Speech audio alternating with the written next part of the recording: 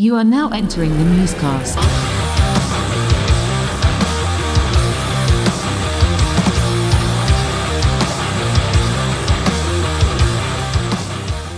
Ladies and gentlemen, welcome back. It's been 2 weeks, and we have reasons why, but we are back with another MuseCast. It's episode 76. We have guest Rob Grimoire.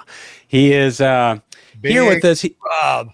Big Rob. You may have seen him in famous feats like fighting giants, Visual EP.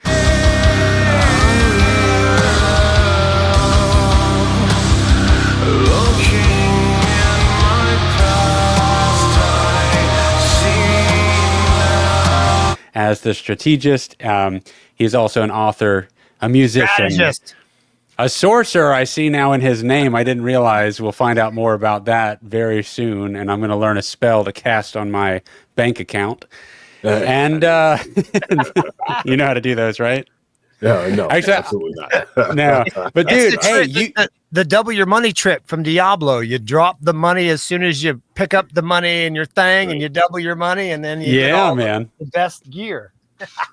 Right. Go ahead. Yeah, well, hey, dude, it's good to see you, man. You know, you were in the Cue the Muses project, and that was like some of the most time that we've gotten to spend together in a long time, and that was a long time ago. That was a long time ago. Yeah, too long. That And was in the meantime, that was the last established time we saw each other in person. Right. Yeah, that's the last time we connected. Jeez, Yeah.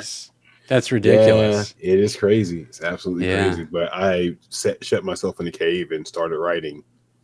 Yes, tell me Two more and a about half- this. It's 2.5 years I've been writing so far. Wow. I am the assistant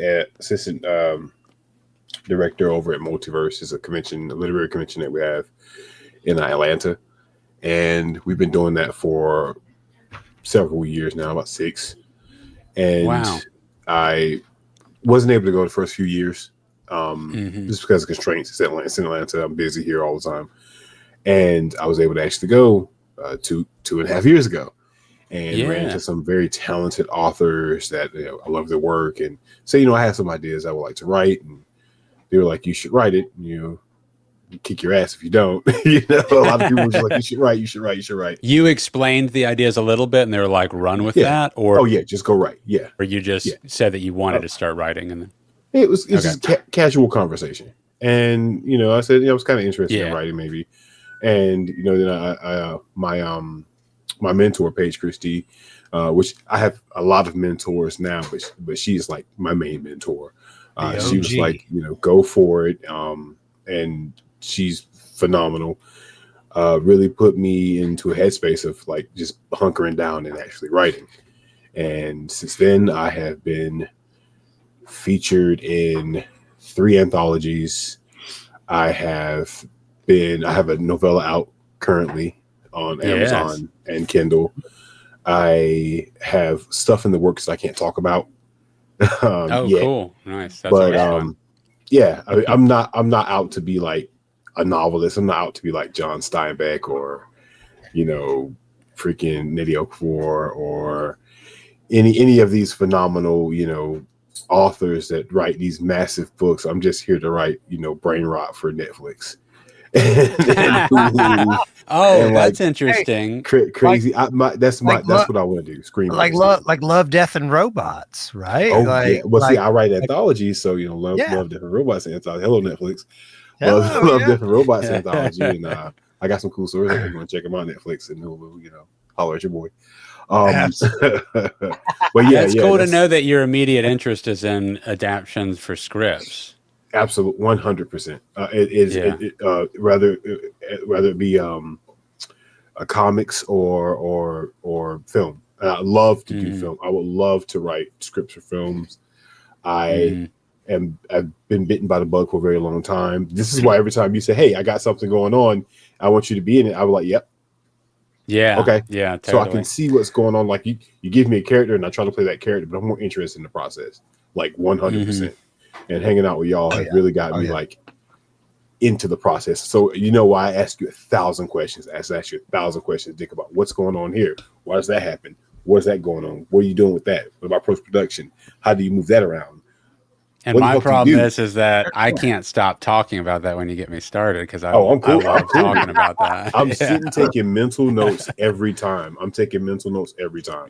Yeah. Yeah, but it's Yeah. different.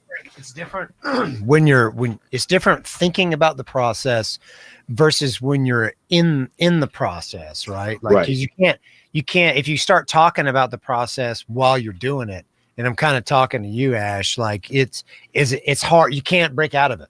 It's almost like a stream of consciousness. Once it starts, you just got to go with that flow, and it's there. And if you take yourself out of it, it's almost like a break in the continuity of the production of the progress of the project. Yeah. No, it's extremely challenging also because, even though I've made productions of various kinds for 20 years, I still have done very little narrative stuff where it's a script like that for, like a movie at the time. And now it's our show that we've been making. And to have to figure out how to do it's a much more complicated medium than the others. It's music video. There's just an approach. I have like a way to do every other type of project, including documentaries, which are films. But there's like, it kind of has this, it's all about feeling as natural and genuine as possible. But with a movie, you really have to you're acting. I mean, you're actually acting, and it's hard to act and judge the filming that's happening and think about all the stuff that's happening on the production when you've done so little of that type of production work that's so different. And we, for instance, in our scenes with episode 1, which I'll show clips of in our episode now, so people can see what we did. But that's cameras on tripods pointed at us, and we're just like trying to go through the script about 20 times, chunk by chunk. No, you only have one song. We're not fighting to bring back only humanity's creative forces, but the Muses as well. You must understand this.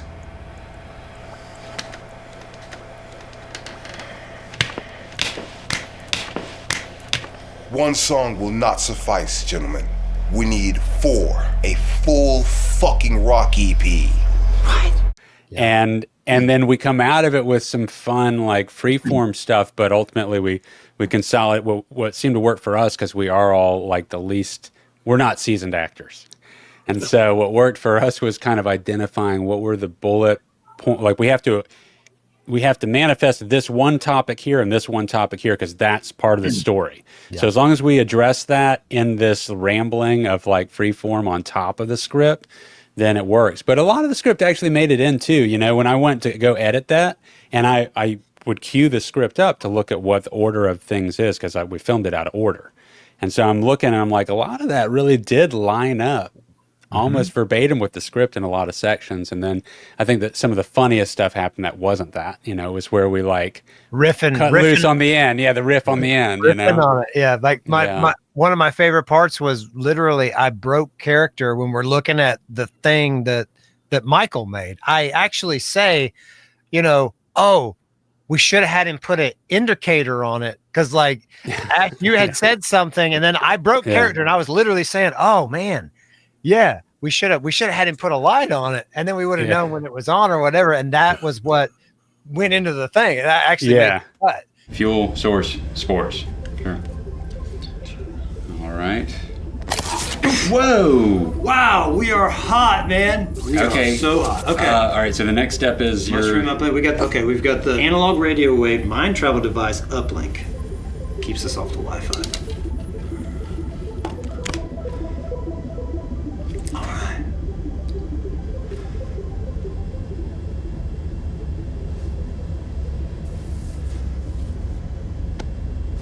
Is it working? Yeah, we're live. How do you know? I don't know. Is it? I hope it's working. We should have had him put an indicator on it. Like a light would have helped a lot to know if it's doing its thing. It was totally a broken character, but I didn't. Yeah. You saw something in it, and it made it work. Yeah. Organic movement in narrative production always works, especially when it just is out of the blue and it's natural. Well, you just talked about documentaries needing to feel natural. They definitely need to feel natural, but the word I really like to use with most of it is organic.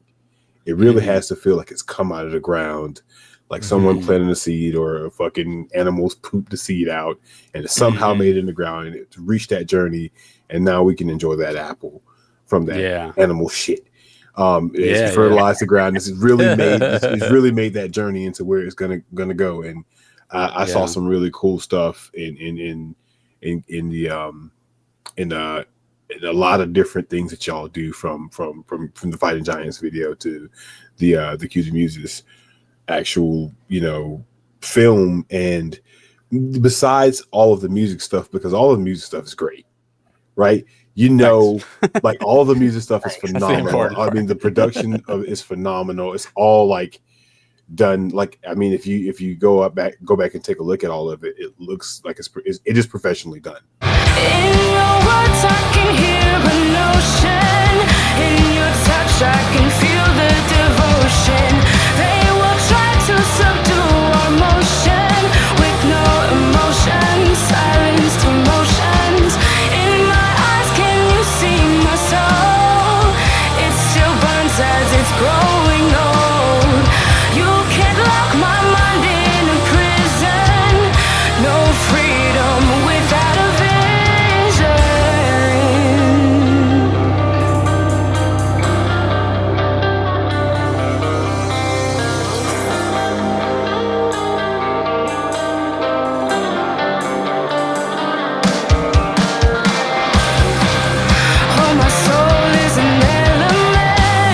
It's professionally shot. Yeah. It's a lot of damn work went into editing, but you have an eye for picking out those organic moments and putting them in there where they belong. There's a scene where we're just sitting there riffing and we're kind of keeping on track, but we're keeping on topic, but we're sitting there riffing, and a lot of really funny shit comes out of that. A lot of really funny shit comes out of that. That's just organic. It's close, but it's not safe. What is safe? But we don't have anything written. What, do we just jump in and improv our way through it? Trust the power of the jam. It all rests on you guys' shoulders. I can barely wiggle my toes. It's just it's natural. It came out because we were just having a good time. Yeah. And that's when you know people are having a good time in the film, and shit shows big time. You know they were having a good time when they made Dune. It does. They were having a great time when they made Dune. You're comfortable.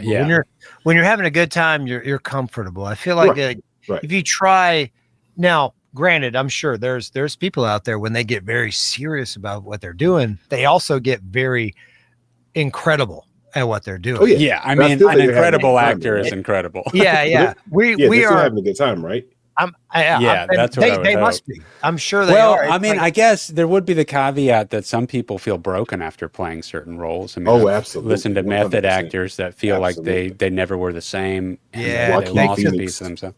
Like if they're playing a character where the character's tortured, and then they're in turn torturing themselves to put themselves through that. Like that's such a sacrifice for art. And I don't think we all did that. Well, I mean, I don't want to do that. No, I don't want to do that. I just want to be silly and have a great time and convey some good positive energy. But I will say I would love to play a villain. I want to play a villain one day. If I was ever everyone wants to play a villain. I don't want to be the hero. I want to be the villain, man. Everybody wants to be the villain. Okay. I know. I'm glad I'm not alone. My 3-year-old's already pretending to be the villain. I'm like, you're too young to want to be the villain. No. It scares me a little bit. It's very fun to be the villain. When you know you're doing bad stuff and you know you could possibly get away with it, that's slightly fun. That's slightly fun, especially when it's mischievous. If it's not seriously hurting anybody, it's relatively, let's get into some shit. We all wanted to get into some shit. We knew we were the villains when we were teenagers.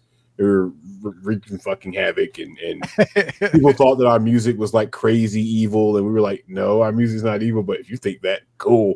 We'll be your villains all damn day. That's right. That's why I love August Burns Red's got the t-shirts that say angry music for happy people. That's good, man. That's awesome. So Rob, when you write like in your headspace, does this stuff kind of consume you when you're not writing? Is it if you're doing like work or something, is it kind of like gnaw at the back of your head and you're thinking about stuff? Like where's it come from, you think? That is a really good question. Honestly, you never stop writing. I never stopped writing. Never stop. I never stopped writing. And I tell people all the time, I was on a panel at JordanCon just recently in April, and I tell them, look, use technology to its advantage. Use it. I have the same writing program in Dropbox on all of my devices. So if I'm in a grocery store and I come up with an idea, I will sit in a corner somewhere with no cold stuff in my cart and freaking write. Like, I've sat in Publix for like 15 minutes typing something out, and people look at me like I'm crazy. And I'm like, no, I'm good. I'm just. Do you need any help, sir? No, I don't need any help. I'm just looking up a recipe. You're typing it out on your phone? On my phone. On your phone? That doesn't drive you crazy trying to use the text pad and. You can edit it later, right? It's just getting the moment down. It's getting the thought out. Before I got glasses, I could see on my phone perfectly fine. Now I can't. So I have an iPad. They keep in my bag all the time. I keep an iPad in my bag. So I'll pull it out and boom, boom, boom, boom, and it's connected to my phone's internet. And then I'll save it to Dropbox. It'll save everywhere. Nice. So when I have on my laptop at my desk, I'll pull the story back up. It's there.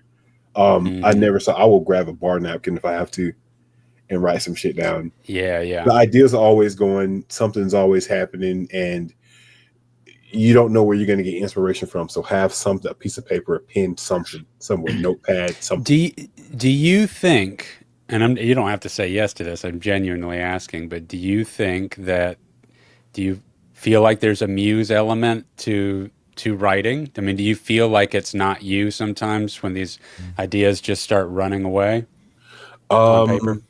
Sometimes, and that can be dangerous. Sometimes when it runs away from you, then you lose track of the story, right? Sometimes you can go off and branch off to something else. But for the most part, there's a muse in everything, right? There's a muse in the cold shower. There's a muse in the way a kid's running down the street. You're like, oh shit, that's how my character runs. Oh, that's how this kid in the story runs. You take experiences from real life, and it becomes parts of the story. Right. I mean, people, the way they present themselves, the way they talk, the way they walk, the way they flick their hair, the way they say specific words. I mean, everyone has a background that's different from everybody else's usually. Usually the background is different.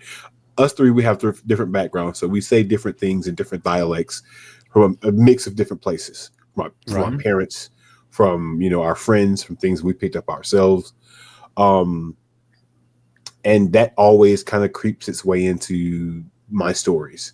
I can't tell you how many people I've been inspired by when writing something.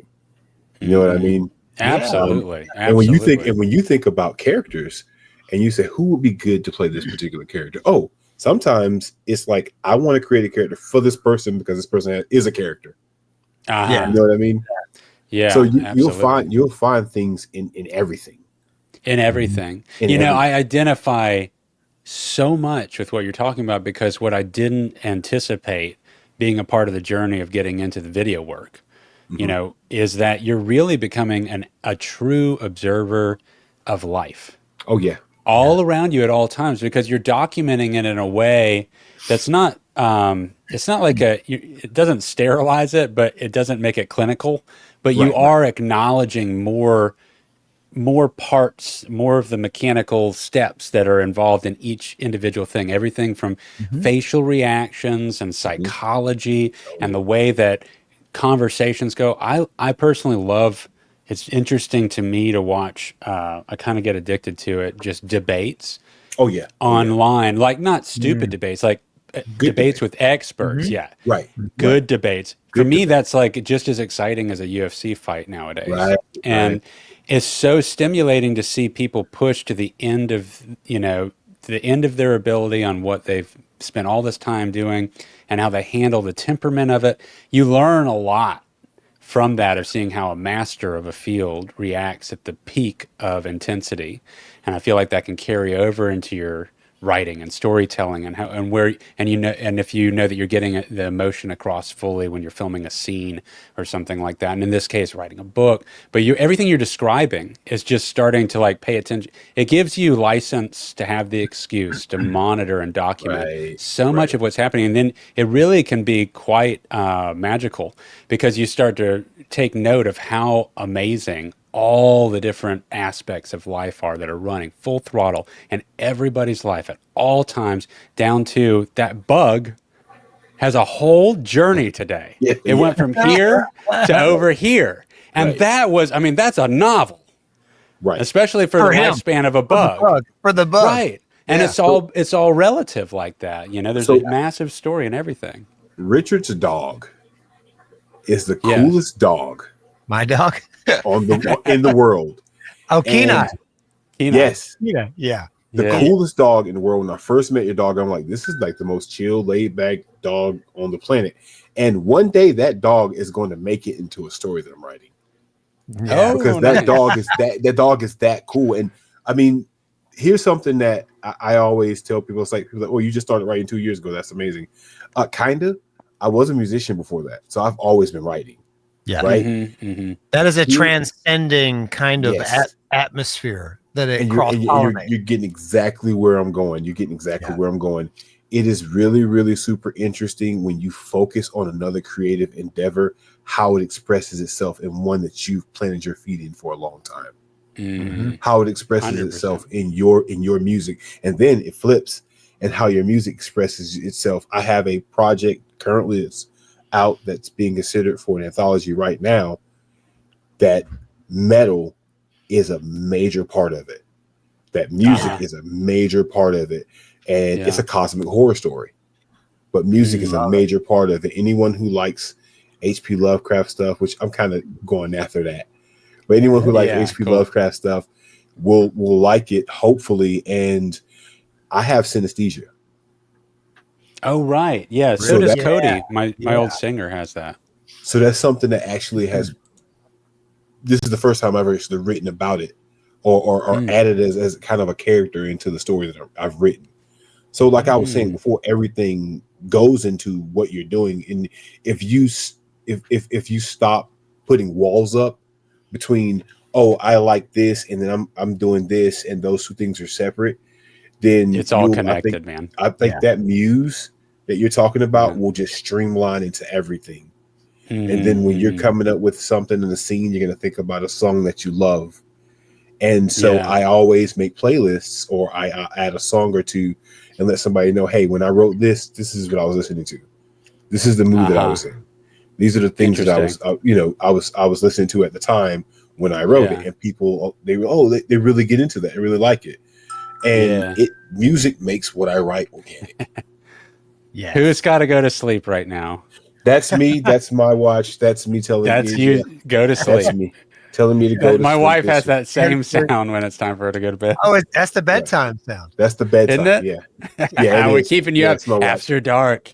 Yeah. Oh no, I usually stay up. After that. I ignore the shit out of my watch when it comes to that. It's just like, I should get good sleep. I need to get good sleep. But I didn't want to take away from what you were saying. I agree. I feel like, the muse is like a term. It's like a way to reference something so we know what we're talking about to some extent. But it is inspiration, and I feel like the more there is a flow state. People talk about flow states. To me, that's like being in the muse mode. It's where things just start to connect. You can't obtain it all the time. A lot of things have to come in line for you to hit those states. But I think it's really, really important to recognize when you're in one of those moments and don't shortchange it at the best of your ability. For instance, you're writing in the store, because you can't cue that inspiration back up at a moment. That's where I feel like the muse element is a great metaphor, because it's not like something you can turn on and off. It's sometimes it arrives and sometimes it doesn't. But when it arrives, don't be rude. Take value of how valuable it is. And it can be kind of rude to other people around you if you have to like step away to get that idea put down so you don't forget it. But at the same token, it's, you know, I don't know. That's the balancing act. You got to weigh out if it's worth it to do that at that moment based on how good the idea is and what you're missing out on with your family or whatever it is. You know, that's the reality, right? What the? Where'd he go? Show me your ears! What? Show me your ears! What are you doing here? We're looking for Dobbs Dorian. We need help. Help me! I'm trying. We need to collaborate with this muse to defeat Harmonia. Defeat Harmonia? Muses? Yeah! Our collaboration with them is the only way to defeat her and fight back, to save creativity for humanity. And Dobbs Dorian is who we need to perform with. It's the only way. Is that you? My muse? What nonsense do you speak of? You're Dobbs Dorian. I am. It's like you gotta lock into that natural flow of how it comes to you and how you react to riding whatever wave that is. I'm not a military veteran, but one of my favorite mottos is the Army's motto. You just jump in and improvise. You can make the best laid plans, and as soon as you get punched in the face, you know, all that goes away, and you're freestyling. And that idea for me, at least for the way my mind and my body operates, that is how I thrive. And every time I find success in something, it's usually jumping in blind, not a whole lot of like preemptive thought. Because if I think about it too much, then I kind of worry about it. Then I kind of overthink it. And then when I jump in, I'm not flowing. I'm stiff, and I'm like brittle about it. Where if I just jump in and just say, okay, you know, and it's okay to mess up. Like that's the thing. It's like there is no messing up. There's just learning. And that's you know, the messing up part is just part of the learning and letting it flow. Like, and music is like that too. I don't like to premeditate music too much, and everybody's different. I'm just talking about I am so opposite in both of these regards. I'm like, I want to understand it, but it's like I know exactly what you're saying, and I think that's a perfect example of the personality types. Right. You know, and it's like what that it makes total sense for you and your character and what and how you do it. No. Well, there's one thing. There's one thing I wanted to say that's related to Rob's character in the Cue the Muse episode 1. So the scene in the opening scene of Cue the Muse episode 1, Rob has been in an accident. He's on a bicycle. He's been hit by the Norman on the Segway, right? And that whole scenario, the way that came about was I was at work on that same facility where we shot it, but at the other intersection, we were at work, and I was a superintendent on a construction site. There was a pregnant woman got in an accident at the intersection across the job. And this was this surreal moment where the car turned in front of another car, veered into oncoming traffic. The car swerved, and they just grazed each other, ripped the mirror off, you know, just avoided catastrophe. She came to a stop in the middle of the intersection, and me and the construction team ran out to check on her. And she was a young woman. She was pregnant. And, you know, we said, are you okay? And she was just she was out of it. And then what we had come to find out was that she was, you know, very low income. She was in a house that didn't have air conditioning. She got overheated.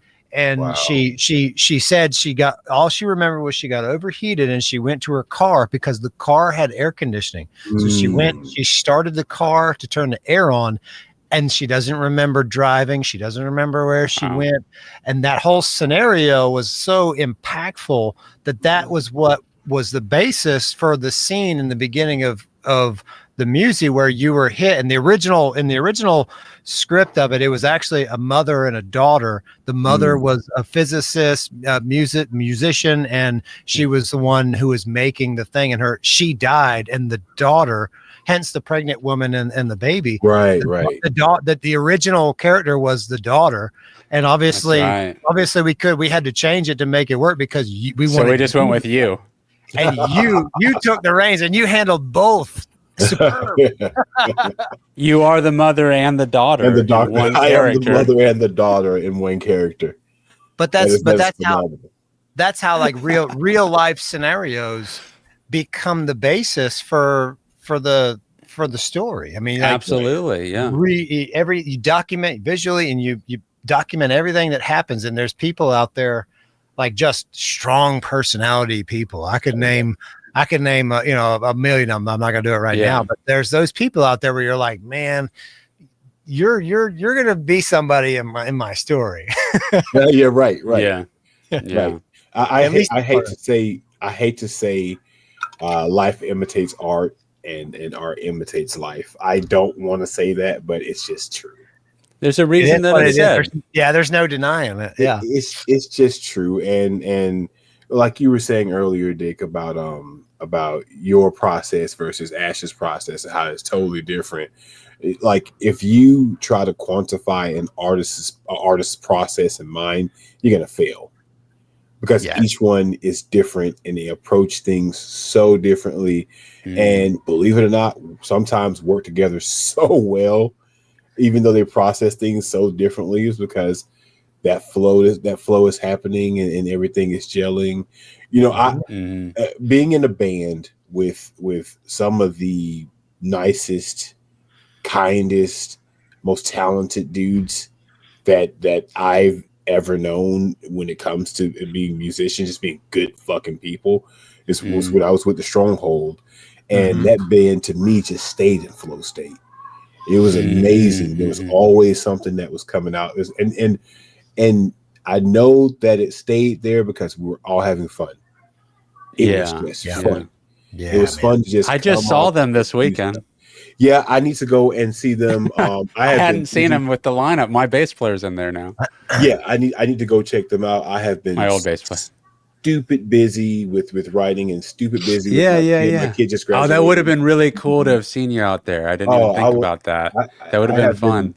I have been trying to figure out how to actually go to a show for months now. And dude, I'm with you. I'm a hermit, man.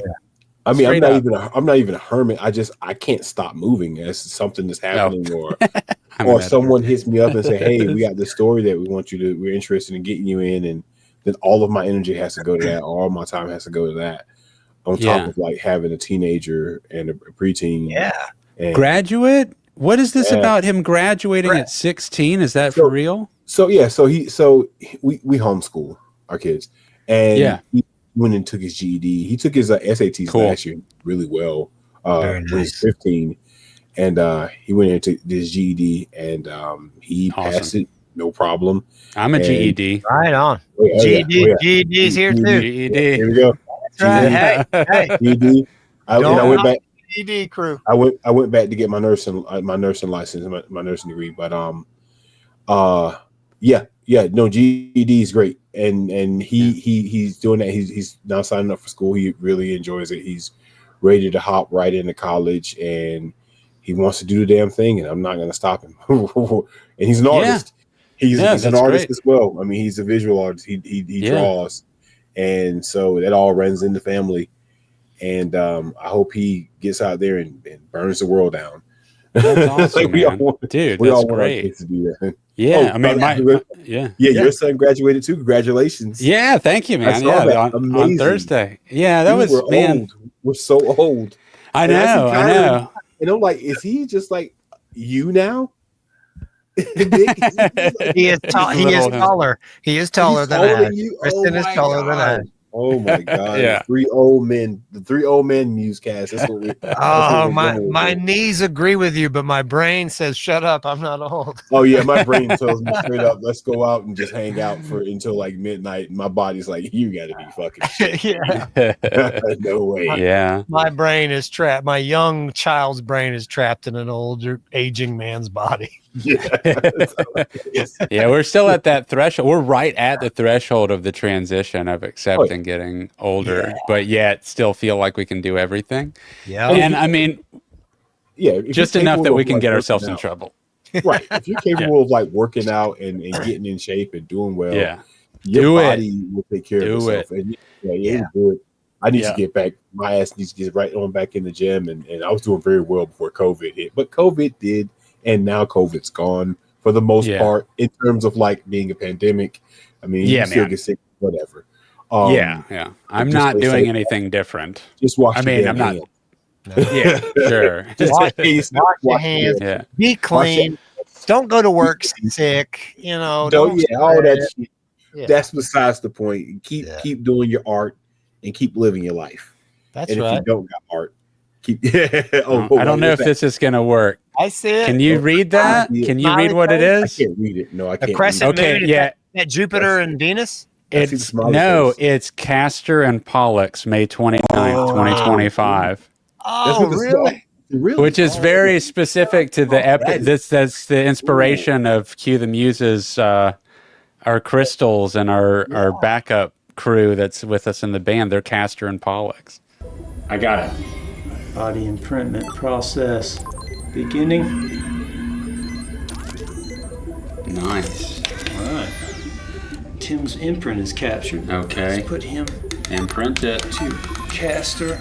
All right, Castor buddy. I hope you dig the body that we got for you. Imprintment complete. Okay. Castor, Pollux, you guys here?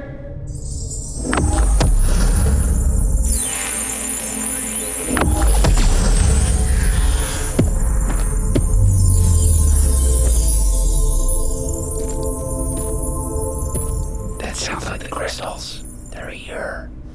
Castor and Pollux. I hadn't heard those names. That was the original idea. That's weird that Amy just sent me that.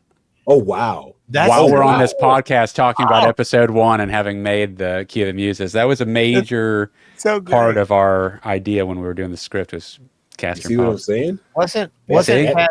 That's the universe, baby. Didn't we borrow that from? Was it the Beastmaster? The two ferrets, were they also Castor and Pollux? Am I thinking of the right? You're the one I think that thought of Castor and Pollux. I did I'm because pretty sure. and I think it stuck with me because I remember one of those old not Conan movies, but like a Conan movie. I think you're right. He had two ferrets. Yes. And the ferrets were Castor and Pollux. I remember. And then they ended up becoming the crystals, and the crystals were going to be two rock rats. That's what it was in the script. They were going to be. We had rats, and then Dick had the rats, and they died while we were waiting to make the movie. I had rats, and I know you love my dog Kenai. I love my dog Kenai. Oh no, Kenai, the stand-in rat that was going to be Castor or Pollux. His name was Gandalf. Oh and no, Kenai ate Gandalf. He ate the talent. He ate the talent. He said, "You're not going to be in this thing, and I'm not in it. I don't think so." And he ate my rat Gandalf. So I said, "Okay, Ash, we got to come up with Plan B because the rats are out. Crystals. It's gonna be we don't have to feed them or water them. Don't have to worry about them pooping on stuff because I loved having pet rats, but boy, they're gross. I'll never have them again. You cannot train them not to poop and pee all over you. They're adorable, and I love them. But oh man, I'm glad I don't have pet rats anymore. Oh, quick story about the universe. Quick story about how the universe works. Quick story about the universe. That's a whole story. Starts at the beginning of time. To preface this, I am addicted to Neil deGrasse Tyson's podcast Star Talk with Chuck Nice.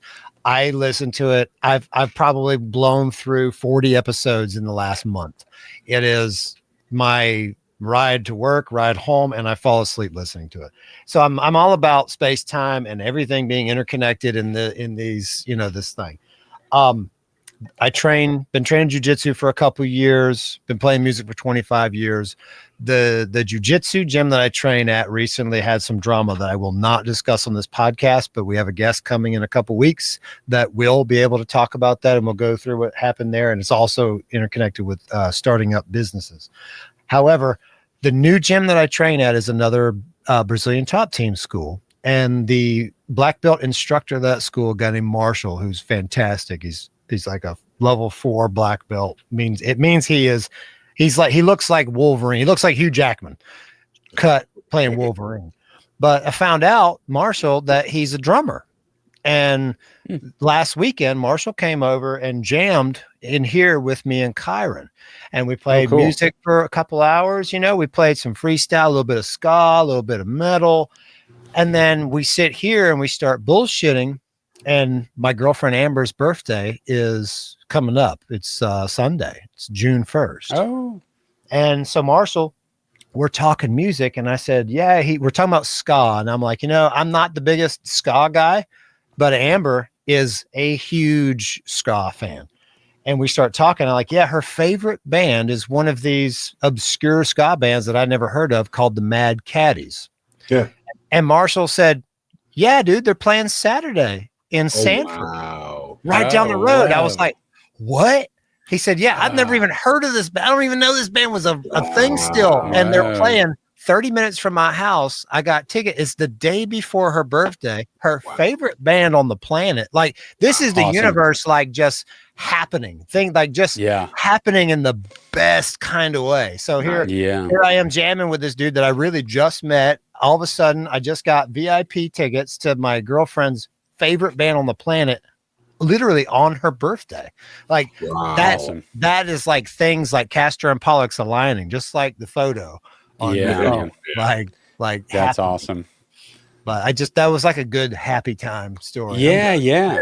No, that's great. That reminds me of when I was in Vegas this last year filming the Trans Am stuff, and I had Tristan with me, and he was turning 18 the next day, and this billboard on a truck drives by of this amazing picture of a band I'd never heard of, King Gizzard and the Lizard Wizard.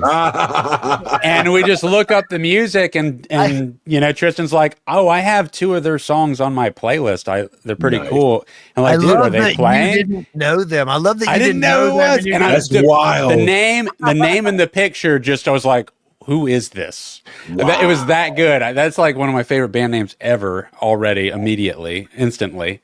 And they were playing the next night, which was his birthday. And so I was like, dude, let's get tickets. So we ordered it on the phone right there in the same drive. It all just came together. And it was it was a great way for my son he turned 18 there in Las Vegas with us going to see King Gizzard and the Lizard Wizard. And that was that's a memory for life for both of us.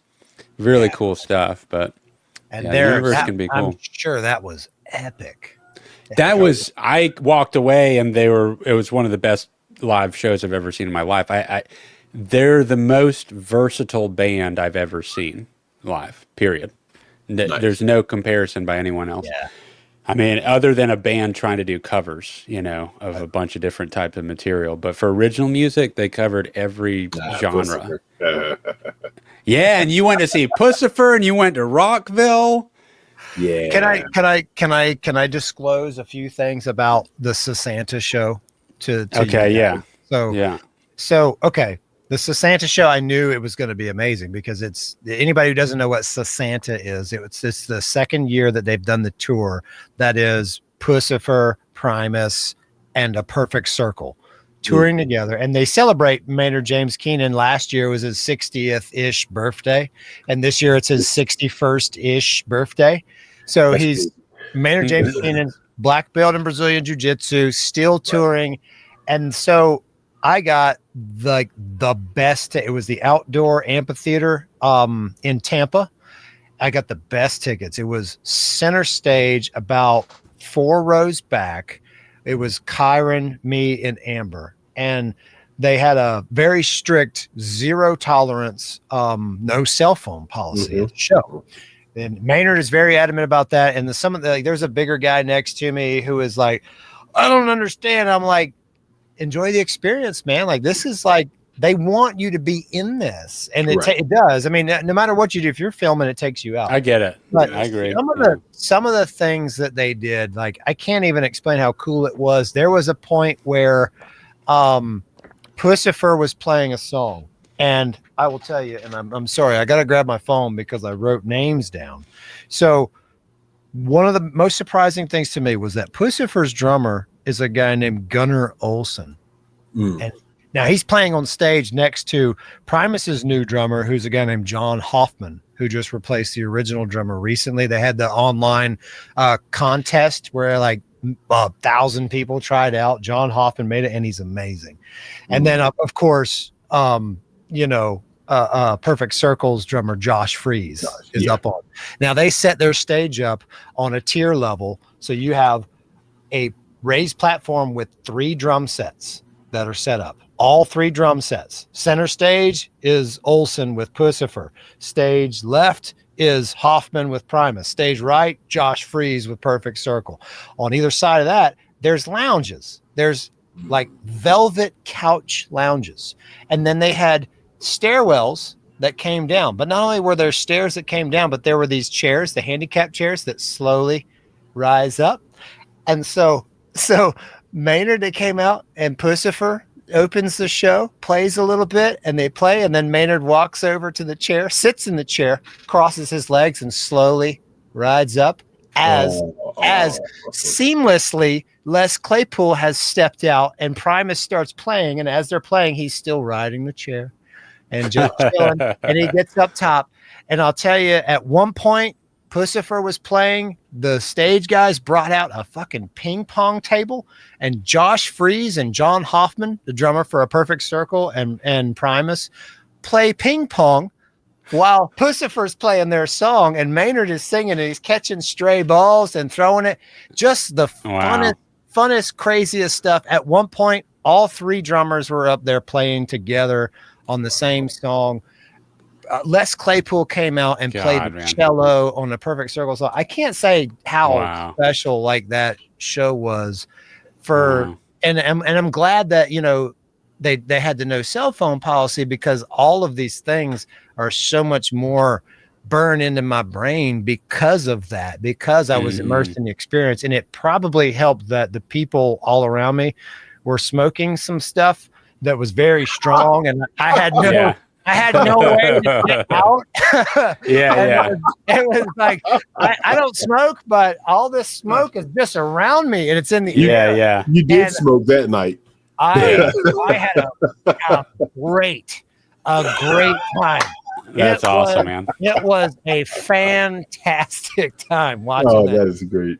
Oh, and at one point, there's a Puscifer has a song where they say, snitches get stitches. They got, it's one of my favorite Puscifer songs. When they did that, Maynard and the woman that sings with him, I did not write her name down, I'm sorry, but she's incredible. They brought out Rock'em Sock'em Robots, and while they're singing, they're playing Rock'em Sock'em Robot on the stage. Nice. It was so cool. It sounds like a lot of art on the stage, and it's probably another reason they didn't want to have people actually bringing their cell phones and filming it, because it is their art. You know what I mean? It's visual art, and it's also, playing ping pong while another band plays is visual art. It's performance art. Oh yeah. And they had the final song. They said, do not have your phone out. You will be asked to leave. However, at the end of the show, we will perform a specific song where we will let everyone have their phone and take pictures and film. They're like, this one, you guys, it's okay. Go ahead and do it. But they're like, before that, like Maynard's singing, he's like, hey, put it away, man. He breaks character, put it away, man. I'm serious, but it was so fun. Such a great show. That's awesome, man. Yeah. Maynard's been adamant about that kind of thing for a long time. I saw Tool before COVID, and they didn't have a policy that you couldn't, but he kept criticizing people as a whole, not like any individual, for doing it. So you felt stupid doing it. And then at the end, they played their version of Stinkfist, that's extended, and they said, you can pull your phones out for this. Right. So he's been kind of approaching it that way, and I totally respect that, man. And then the stand-up comedian community is really big on that, because when a joke's ruined, And so, like, Dave Chappelle was one of the first to implement. There's a company that you put it in a bag. It literally closes, and everyone has to put their phone in a bag, and it has a lock on it. You get it unlocked at the end of the show. Really? You pay for the service. I can't remember the name of it, but and a lot of comedians started doing that for the big shows. Yeah. I mean, if it gets online, joke's gone. Joke's gone. Jokes. That's your money. That's your bread and butter. Yeah. If you're on, You're trying to work a joke out as well. Right. Like, Exactly. it kills the whole creating process It for a does. comedian. You got to be able to 100%. test it. Yeah. And so, because a lot of those guys, they develop it show after show on Yeah. the road. Like, hey, and the good ones, they're like freestyling, they're riffing. They're like, okay, I'm kind of working on this. I work it in a little bit. Mhm. Let me see. I'm gonna go a little bit further on the next. I think one. Dave Chappelle is the goat for that. Like, I've heard about him just setting up in a park on top of just stand on a bench and then just start doing just exploring an idea out loud. And people just gather, and it's like, I love listening to Chappelle. Maria Bamford is probably one of my favorite comedians. I haven't heard her. Ridiculous. Oh, I'll look her up. I'm writing her name down. Big advocate for mental health, but just brilliant comedian. One of my favorites. Awesome. She really knows how to. Her timing with jokes is incredible. Awesome. Absolutely. And there's a couple of new people out there that are really, really good. I'll see your list. There's a pretty. I love comedians because they do something that I could never do. And like you said, is they get on stage and they basically write in front of you. They basically write and then test an idea out in front of you, and then have to figure out if it's going to work or not, and then figure out if it's going to work or not regionally. And then figure out the dichotomy of the room and who's where and who's sitting what and who's and where. The nerve. I mean, I can't imagine exploring and figuring that idea out to a crowd, especially if it's a controversial idea. And you've got to nail it to be funny to justify how far you took somebody. Whereas for music, so much of it is create, then present. Even for a jam band, the general area that you're going to jam. But when it's one person on a stage talking, and you have to set up every word, every way that you break it up. There's no coasting on that. No, there's no coasting. And you got to resolve. Make something funny. And the ones that bounce back, the ones where like I like watching those YouTube videos where like. It's kind of like it's potato chip TV, but it's great. It's like comedians that shut down trolls in the crowd, those kind of things. Those are so great to see it when somebody is just being obnoxious, and the way that the good comedians handle that and turn it around, and they're not being aggressive, they're not being overly insulting or anything. It's just like they shut it down. The entire room laughs, not only at the comedian, but at the guy who was being, or the woman who was being an ass. And then they move on. And it's like, how intelligent they have to be. Like, it's so underrated how intelligent comedians are. No, comedians, you have to be intelligent to be, unless you're all physical humor, but most stand-up comedy is not. Most stand-up comedy, there's a level of intelligence that you have to have and at your core to be able to be funny like that, man. I have a lot of respect for comedians, especially if they can take you into what feels like treacherous waters and make you laugh about it. Especially if it goes against like my belief. I'm like, damn, dude, that's funny, man. Like, and that's the thing. I'll drop a guard for humor. I feel like there needs to be safe places where you can explore an idea and just know that this is just this. This is just this for this moment in time, So comedy and music and writing or any type of creative endeavor, there's going to be a little controversy involved with it, especially if I write body horror sometimes, and that is like some bloody shit. Little Cronenberg action. Little Cronenberg, little Junji Ito, like, oh my God, that's fucked up type stuff. Yeah. And they're fans of that and splatterpunk. And there's fans for that kind of stuff. And even if you're like, let's say you're doing jokes that involve race, right? A lot of people do jokes that involve race that are really fucking good. And then a lot of people flop. Mm-hmm. It is just about how skilled you are and about how you take the joke. And again, comedians have to read the room. They have to be really good at reading the room. They have to be really good at reading body language. They have to be really good at writing. That's just I don't want to have to do all of that shit at the same time. I'd rather just write it. And if people tell me if they like it, like we do that on stage with music.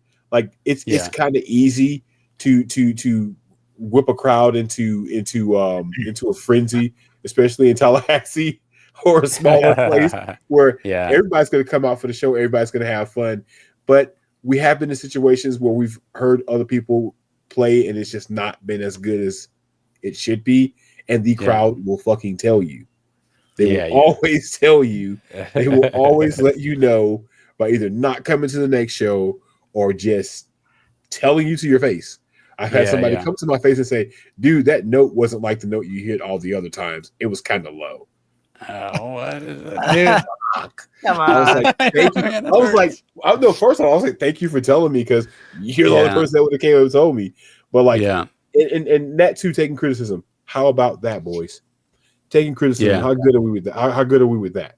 How good are you with that, Dick? Taking criticism. You have to take criticism for what it is. You have to understand that I understand that the things that I do, that I can't think that they're great in the eyes of everyone else who sees them. I can do something that I truly feel is great, but an opinionated perspective is such a subjective thing that there's a million people that are going to think what I think is great is awful or obtuse or insulting or whatever. And, you know, when people give me criticism, like constructive criticism is great. It's like, I want to know the perspective. I'm not trying to please everyone, especially with my music. Usually my music is kind of selfish because I don't write songs for anyone, but not even myself. When I write songs, they just write themselves. It's like I get in that flow state and it happens. And I've written very personal songs that become something that I didn't know I had to get out of my chest and get out of my soul until I'm writing it and it's happening. And then I'm like, this is very vulnerable to me. But, you know, like one of the best things I ever heard from Rogan was his like philosophy on social media. And I do it with my music too. Post and ghost. Do not follow through and watch and read what people think and say about it. Let it out. I let the art out. And then, you know, if someone wants to actually address me about it, great. But if they're just openly talking in a forum, you know, they talk. Everybody talks, and I don't want anything to do with reading. Have you actually ever had somebody, and I'm asking genuinely, I'm not trying to be smart here, I'm asking genuine question here. Have you had somebody say something negative about music that you posted? Because I felt like that was... Yeah, like if you're posting and ghosting, like have you ever had somebody say like, dude, this sucks, or not really. I've had people tell me in person that, you know, my music is too dark or it's, you know. Well, that's, you know, but here's the thing, Rob, you asked that question. I mean, taking criticism, I get paid to take criticism because I have to deliver videos for a living. I get paid for a project, and I have to have it's helped me build a skin like a rhino. But what I really realized was you have to always account for who is it for. What's the demographic that you think would like it? And if that demographic says that it just doesn't move the needle for them, then I feel, man, I've really got to think about, like, if I'm trying to, you know, I could make a personal thing, but sometimes I really want to, you know, try to connect with people and see if it's getting a reaction from people and like, oh, is this cool? Like, all right, cool. Oh, you're right. This is better. Ride that wave of collaboration with the audience and kind of going in a direction that seems to be like, oh, this feels really good. But it's just ultimately at the end of the day, I don't know. I feel like you really have to gauge who is it for, and there's so much constructive criticism from people that wouldn't like, they don't like anything in the genre of where you're working in. So why would you listen to that? There's so many trolls out there. So many. It's like, dude, do you listen to any? Here's my top 10 favorite bands. Do you like any of them? No, all those are stupid. You know, it's like, then this is not for you, right? Advertisements placed inside our minds. So the product that we shouldn't buy. Disco nightmare came and claimed the night. Is there any art that will survive?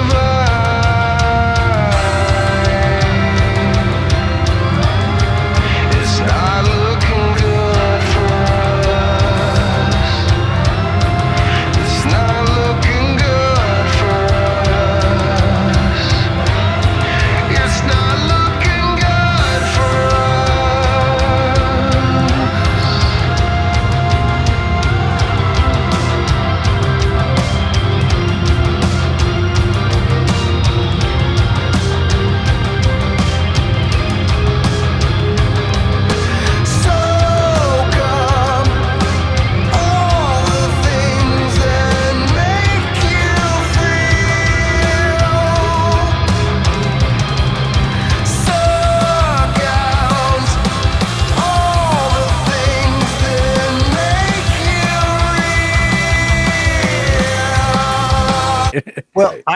I want to turn this around on Rob real quick, because there's the flip side of this is, Rob, you have been writing for 2 years, and I follow you on social media all the time. And I'd love to see you post your positive reactions to rejection letters.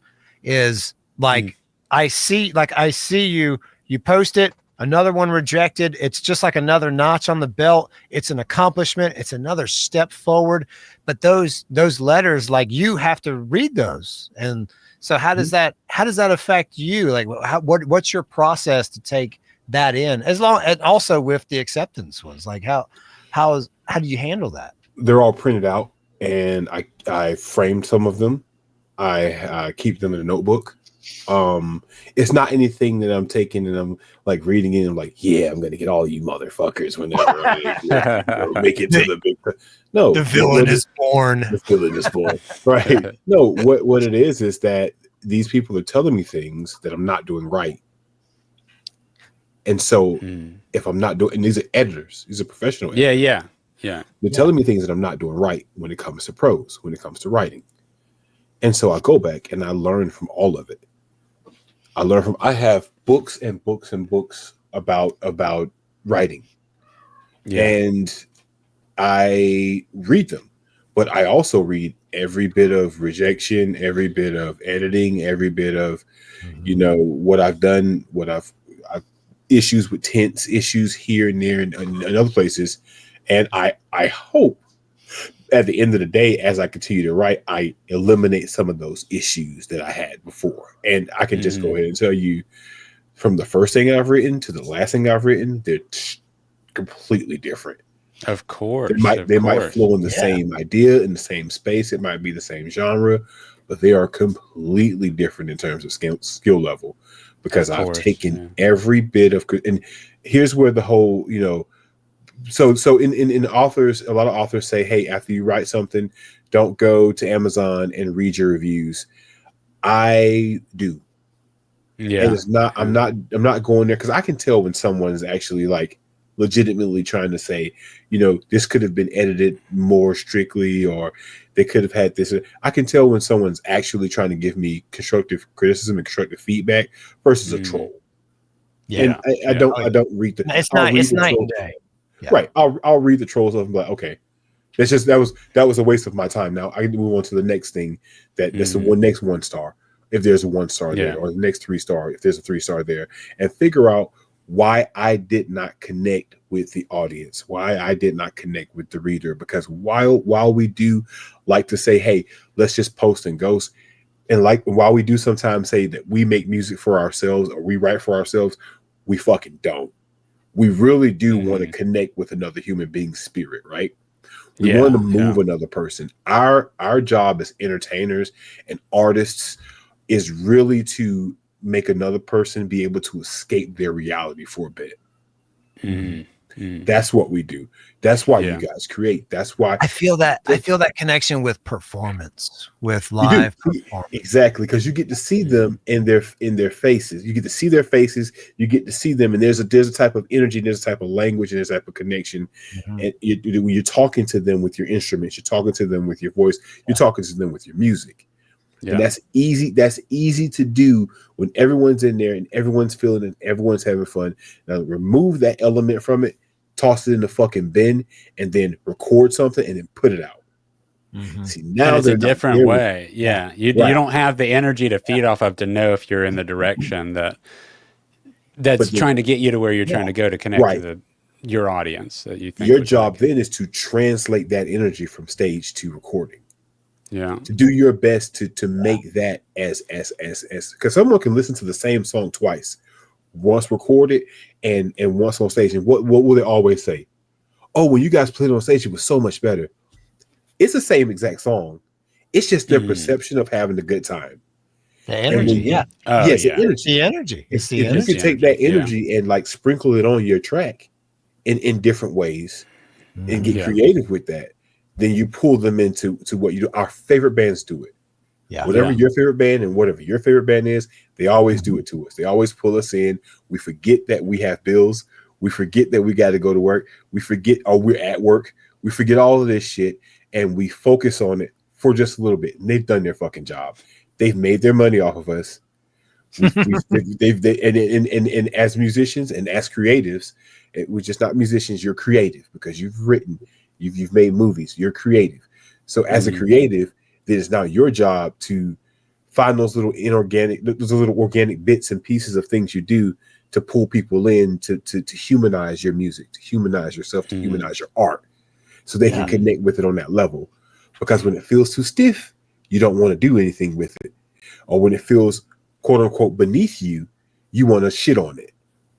Yeah. And the truth is that you have to explore the art. You have to explore, you have to open your mind to explore all of it for what it is. And your ego has to be in another room. No, it has to be fucking dead. Yeah. Your ego you're feeling that shit every day. No, I think it's interesting to think of whatever the end product is. I don't even want to call it a product, but the end piece, right? That you made. You're right. It is a product, but you want it to feel like it's a piece. I mean, absolutely. You know what I'm saying? So like, even when I'm making like a Trans Am video that's ultimately selling cars, in no way, it's such a soft sell because it's just a documentary about passion, about the American muscle car. It's like just talking about what it is. There's not a price put on it. There's not a go buy now. There's no phone number. It's just, look, if you enjoy this topic, let's explore it. And here's what happened. This is the story. And so it feels like a piece at the end. And then, you know, because of having to make this kind of content and putting it out all the time, so much of my work goes on YouTube, which is a comment, you know, place. And I have to read those comments because I need to know if something I did is working or not. I need to know what my client is seeing the response to. I need to know if this is working and like, okay, I can carry that over into the next piece. This seems to be something that's consistently working. And then I have the YouTube channel that's me teaching about making videos. And, I just crossed 5,000 subscribers, which is congratulations. Thank you. I've got I've got quite a few videos on there that's got, thousands of plays. I've got some that have 20,000, 30,000, 40,000 plays on them. And there's a lot of comments on them. And those comments, that's where you get into the territory. You want to talk about trolls. Trans Am has trolls. My channel now has trolls. It's like when you start getting into those numbers, you have trolls. You are talking about vehicular fanatics. And you want to talk about people divided, Ford guys, Chevrolet guys, Trans Am guys. And you're recreating a classic. Don't you touch that. Don't you touch my North Star of nostalgia. You are smashing a heritage of there's so much pride and honor in that little niche group. Ultimately, it's not an insane amount that were ever made. It's not like a completely saturated market, and those were made so long ago. When you reference 1970, we're talking half a century ago.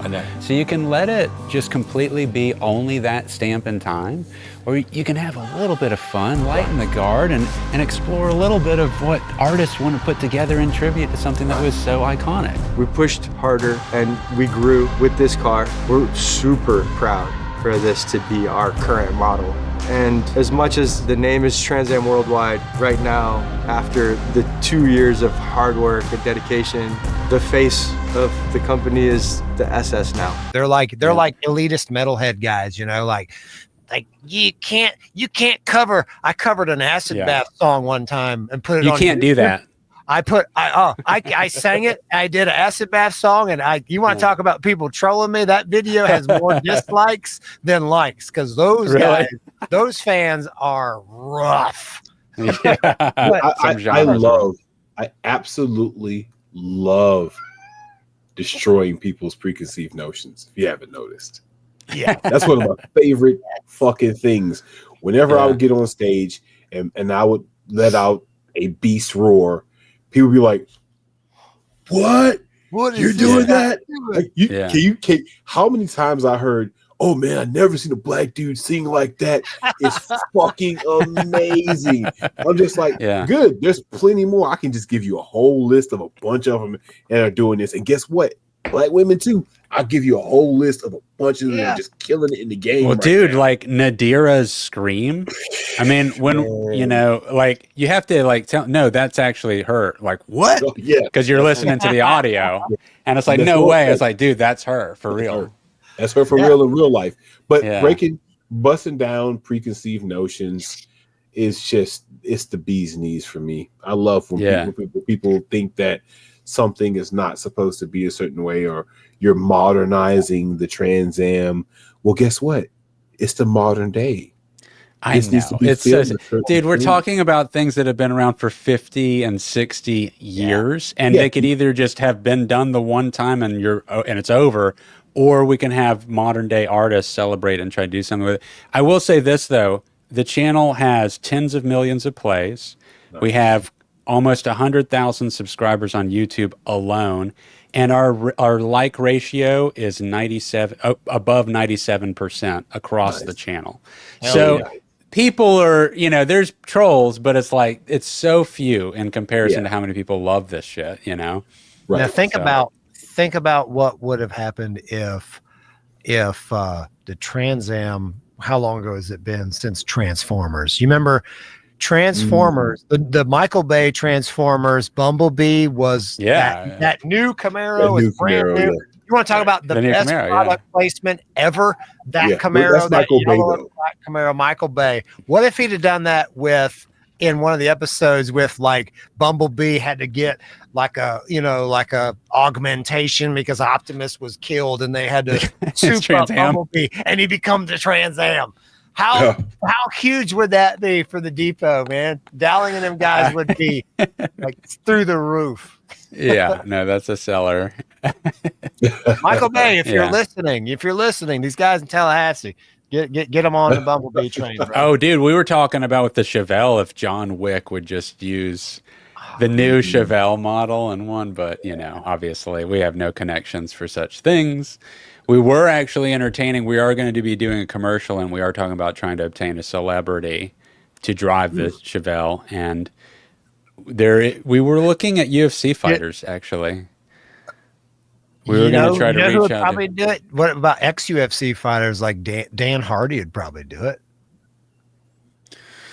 I can't remember which one Dan Hardy is, actually. Dan Hardy was the crazy guy, and I'm sorry if I'm saying his name wrong, but he trains a woman now that I follow on Instagram. He's also close-knit with Maynard James Keenan, which is like Maynard. Well, sure, then I'll pick that just so I hopefully meet Maynard in the process. I will, I'll send you an invite. I follow him on Instagram. He used to do like the bright red mohawk back in the day. And now, like he just posted some old videos of him training, like he was training with Frank Mir and a couple other guys, big guys from back in the day. You know who we were looking at a little bit was because it's American muscle, so it does need to be an American fighter. That's the way we do feel about it. It's American muscle. Yeah. But Chris Weidman might be interesting because he people liked him. He was a good guy. Weidman's awesome.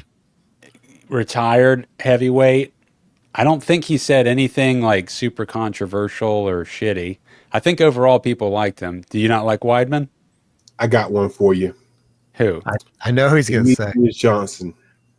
Demetrius Johnson. But see, dude, you're talking about a different level of money, though. Because Demetrius Johnson, that's a much bigger buy. He's retired. He's retired. I mean, I just don't know if he'd go for it. Oh, yeah, he'd go for it. He's got infectious energy. He's an all-around nice guy, nice family dude. He went to one and made a name for himself and really kind of helped put one on the map. And that's my point. Is I feel like he's too.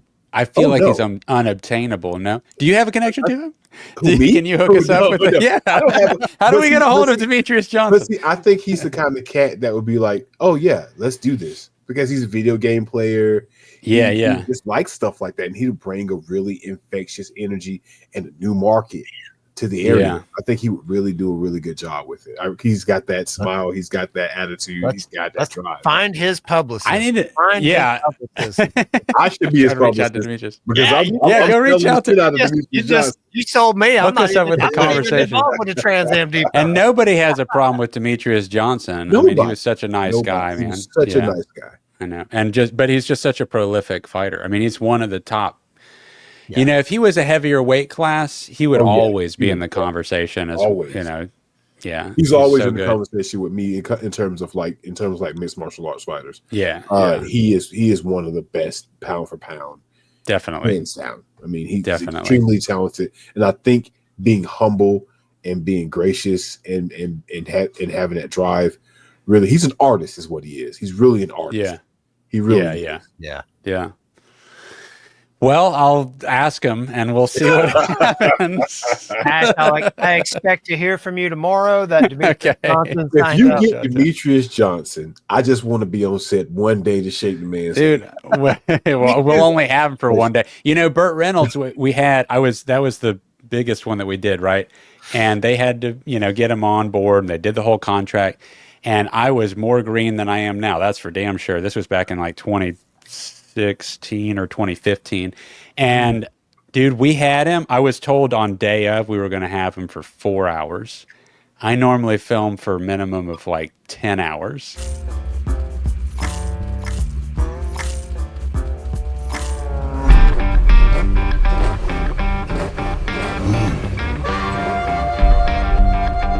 Yeah. Honey Hush.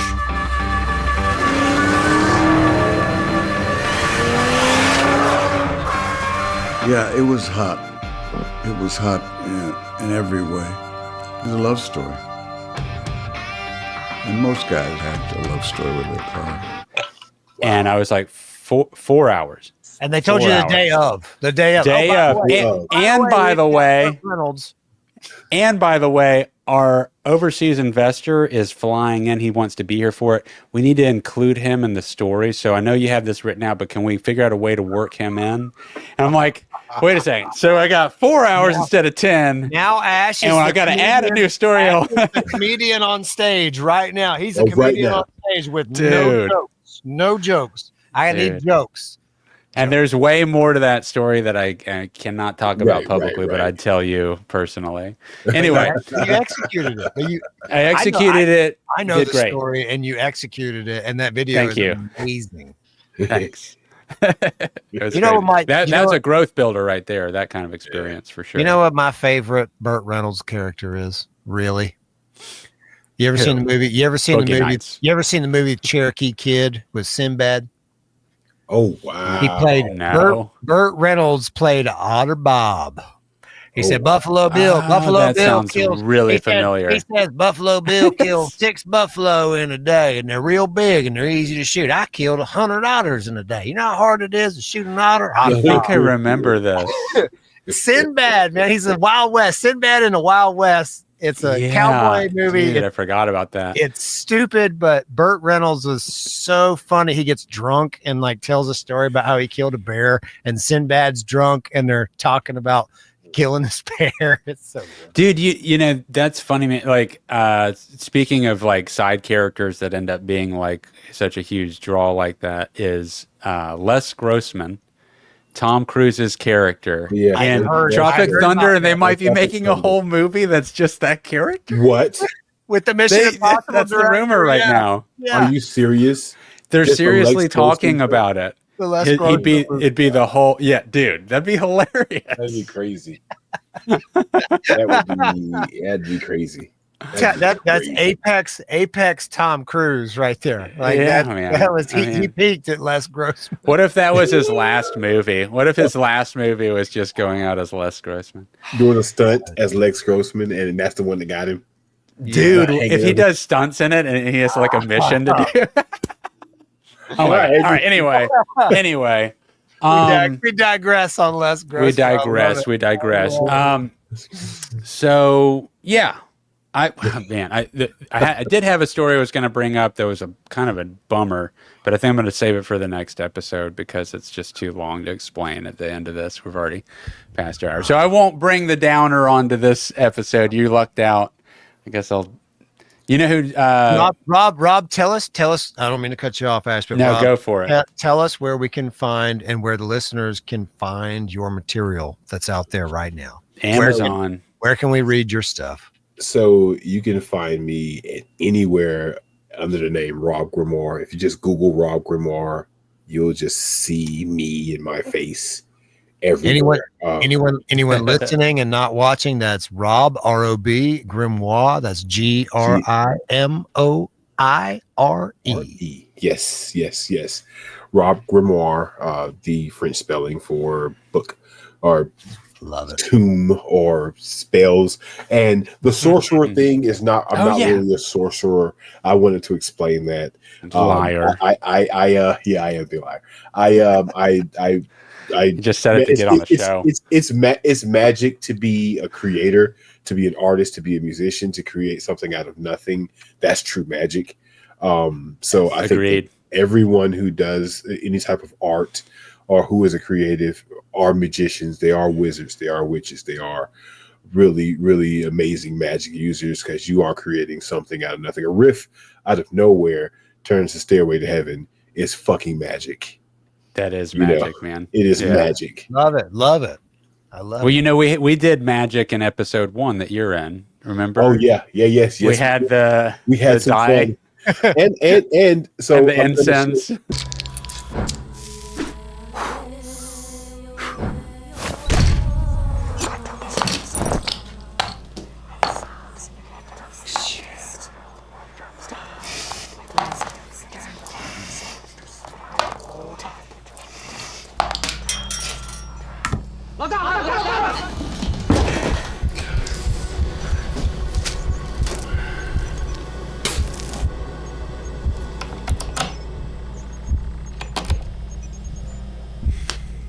I'm going to share this little story here.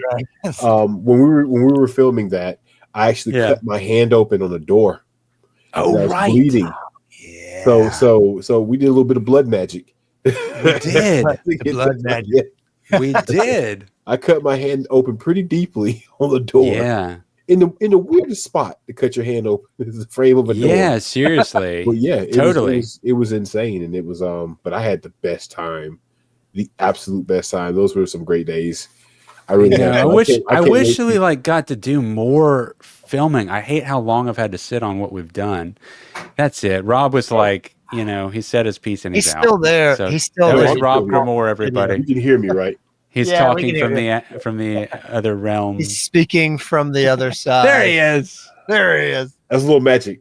I disappeared. Dude, you're so good at this, man. You got me. I was like, no, you got Ash. I knew you were still there. I know that trick. You got Ash, though. He was like, you got me. It's the same game I play with my 3-year-old. This is not the Prestige. Where's Felix? The Prestige. This is not the Prestige where I'm like, dude. Every time he dies, he's really dying.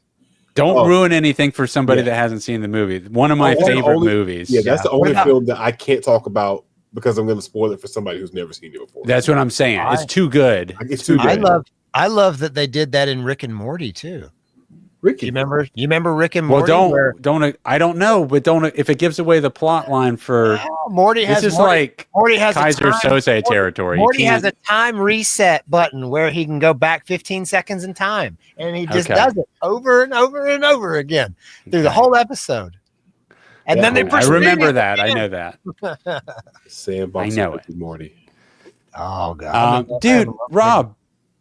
We gotta go to the same show. That would be a way of catching up together. Maybe we'll both be at the next Stronghold show, or we'll pay attention to what's happening in Tallahassee. You guys talk to me because I will be upset if I'm not there, because I will be there. I'll DM you, Rob. Just you. We're gonna go on a date. It don't always have to be a threesome. No, I'm kidding. Dick, we'll definitely bring Dick into the equation. Don't worry. No, you know what date the three of us need to go on? The three of us need to go on a date together up to Murfreesboro, Tennessee to the gentleman Brett's facility. Yeah, man. That would be nice. Yeah, that would be nice. Yes. Well, hey, okay, actually this is a great way to close it out. Guys, cue the Muses. Obviously we've talked about it. I put clips into this, but Rob is not, like, his time on the show is not done, and he will appear again in the final episode. Yes. I'm just letting you know. Rob's back in the final episode that we already filmed, that will be edited and out next year as we continue to build up acknowledgement that we exist. And it is a very, very pivotal role. I will not disclose any of the happenstances that happen in the final episode. But I will say that Rob is kind of like a Spider-Man in a way. He's like a mother and a child in one. A little bit of a Spider-Man. I better win a fucking Oscar for this one. Yeah. He is. I hope I win something for this damn thing. Golden Globe or something. If you win, I win. That's the way I feel about it. That's the way I feel about anyone in the project. Yeah, if any of us win, we all win. That's the idea. We're all playing this like a collective lottery. If I ever were to make it big, like in my rider, it's gonna be like when I walk in the room, when playing this, cue the Muse on the screen. Oh, dude. When I walk in, that's on my rider. I'll give you an edit that's just your clips. When you make it big as a rider. When. I appreciate that. I am pushing to do that, and I hope that my creative endeavors get me into a space where I can create some really cool shit for people to escape for a bit. That's my goal. My goal is to make people go away from the world melts away around you and just enjoy yourself in whatever I'm writing. Yeah. Well, we kind of just did that for the last hour and 18 minutes. We gave people, they melted away. You guys like this show? Hit like, subscribe to the channel. Hit it on YouTube, not just give a Facebook like. Hop over to YouTube, give it a like, give it a subscribe, give it a listen. Rob, thanks for being with us, man. You are one of those special people, just infectious to be around. Your creativity, your positivity, one of my favorite human beings. Thanks for coming and talking with us for an hour. Agreed. Man. We love you both. I love you both. Love you too, man. You already know what's up, man. And you're in the next whatever we film in 5 years. Oh, I'm all there. Even you are there. I'm not here. Even if I'm not here, you have to take my ashes and like put them somewhere. You will be there. Knock them away. Somebody knock him. Damn it! It's Rob. Now I gotta pick up Rob. I got Rob in between. We will work that into the storyline. No matter what, you're in there. Even if we have to call a strategist. No strategist. Just the strategist. Right. Guys, thanks for listening. Stuff, we're having too much fun. We're out of here. This has been episode 76 of the Cue the Muse podcast, aka the MuseCast with Rob Grimoire. Shout out to the Stronghold. I love you guys. I can't wait to see y'all. You guys were great this last weekend as well. Love you guys.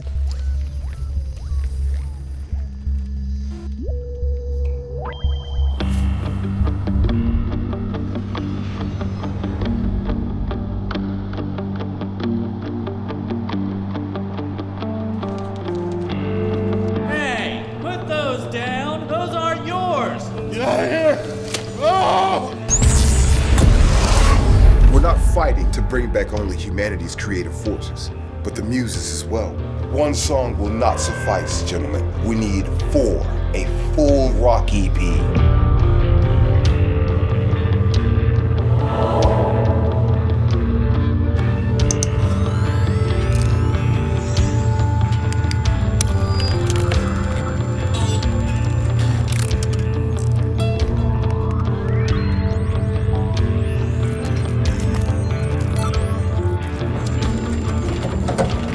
Okay, man, on my 3 count, engage your pedal for transport. 1, 2, 3. Ash. Dick?